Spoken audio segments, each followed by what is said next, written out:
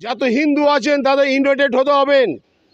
আর আজকে আমাদের ইনভাইটেড না হলে আপনারা আগামী দিন ভাববেন এই রাজ্যটা অন্য একটা সংখ্যালঘুর হাতে চলে যাবেন।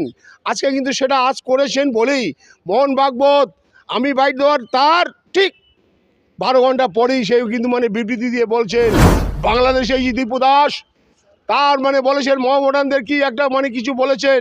আরে সেই হিসাবে যদি কথাই বলতে হয় তাহলে বাংলাদেশে তার বিচার ব্যবস্থা ছিলেন, আইন ছিলেন, তাকে কি করে এভাবে হত্যা করলেন, কেন করলেন? আজকে পিটিয়ে তাকে মারা হলো, মারার পরে তাকে জ্বলন্ত আগুন দিয়ে তাকে খড় দিয়ে, খড়ের মধ্যে পেট্রোল দিয়ে তাকে জ্বালিয়ে মারলেন। সারা পৃথিবী স্তব্ধ হয়ে গেছে। আপনারা ভাবুন এই ধরনের ঘটনা, নক্কারজনক ঘটনা। ওই ইহুদিদের পরিবার, এই যে বাংলাদেশের রাজাকারের বাচ্চারা যারা আছেন, আজকে যারা ঝামেলা করছেন, তার সঙ্গে এই হুমায়ুন কবির 110% একত্র হয়ে আছেন।